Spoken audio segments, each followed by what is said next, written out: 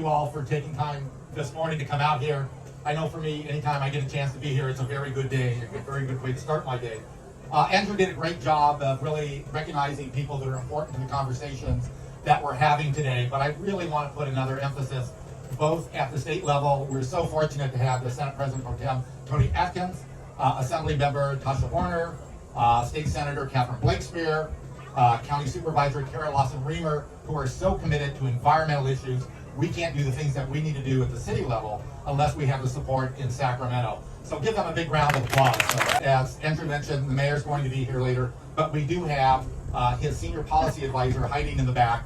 I want to make sure he's the guy that really helps me at the Environment Committee, and he is here because how much the mayor cares and staff cares about the work that we're doing about the climate action plan, meeting those ambitious goals. So let's let Randy Wild, how appropriate, because we have Randy Wild here, let Randy know and take that message about how much we appreciate the mayor's commitment. But for those of you who don't know, I am the council member that represents District 1, and we are standing on District 1.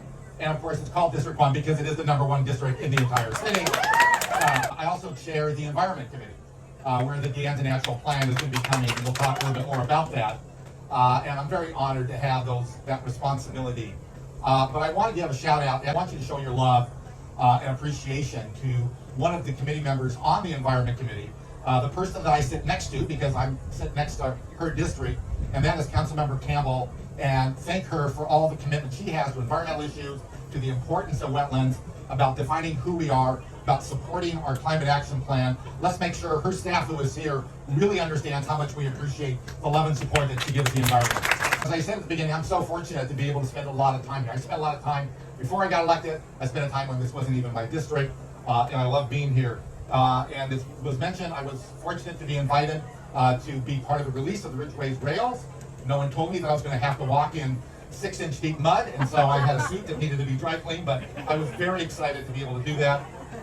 Came out. How many people came out during the king tides here and watched how closely the waters came? I mean, the uplands here were dry, but the water came all the way across the wetlands you see up there, all the way up to the doorsteps of those condominiums there here in front of us. We have a lot of advocates. We have a lot of citizen scientists, neighbors, volunteers spending their Saturday morning here.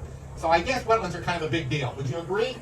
So the conversation about wetlands in Mission Bay, what we took as 4,500 acres of wetlands that used to be here, and nearly narrowed it down to this corner, a few other spots in the bay, can't be understated. And we're talking about weather events called climate change, global warming, whatever. It is here, it is happening, we're seeing it every day. And we don't have to look past the last couple of weeks, whether it was that extraordinary rainstorms that may become the new norm. It's the big tides and the big wave action that is threatening our coastal bluffs, eroding those coastal bluffs, threatening our rail lines. It really is important that we need to start adapting, and we need to start adapting quickly. And we know that all of us here are committed that adaptation means not concrete seawalls, it means natural solutions. It is the best response, and we can prove it right here as part of the work that we'll do here on the reserve with Tim Frost, and the work that we will do as part of De Anza. I've spoken previously by passion about making sure that we do the greatest expansion of wetlands going forward. And I stand by that, and I'm ready to work to make that a reality with your help. We adopted a climate action plan, I call it 2.0, because it's a much better update from the one that we did in 2016. And in that, for those of you who don't know, we did commit to creating 700 acres of new wetlands by 2035, 350 by 2030. We got a lot of work ahead of us, and when you think about the city of San Diego, where are the opportunities to create wetlands? To me, there's two big ones. One here, and then Los Penasquitos Lagoon and the habitat restoration that will be happening there. So there is no better place to make that start than right here in Mission Bay, where we are fortunate for those visionaries that understood the importance of grabbing this land and setting it aside as a reserve. So that is really what makes City of San Diego special, and actually our region. Those visionaries that set aside land like this, the San Diego River Valley that I'm probably part of, and so many other places.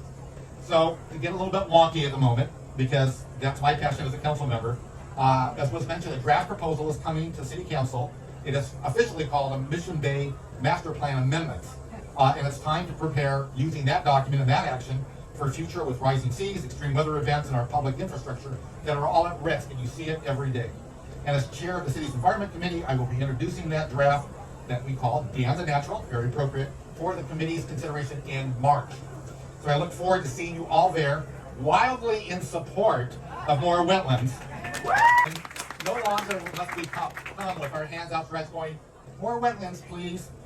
No, that's the past. We need wetlands, and we need them now. For water quality, for sea level rise, for carbon sequestration, and for natural recreation. The Audubon, the State Coastal Conservancy, Dr. Stan Rodriguez, Councilor Kosla, for all the work you do to educate San Diegans about the importance of this marsh, both historically and for our future.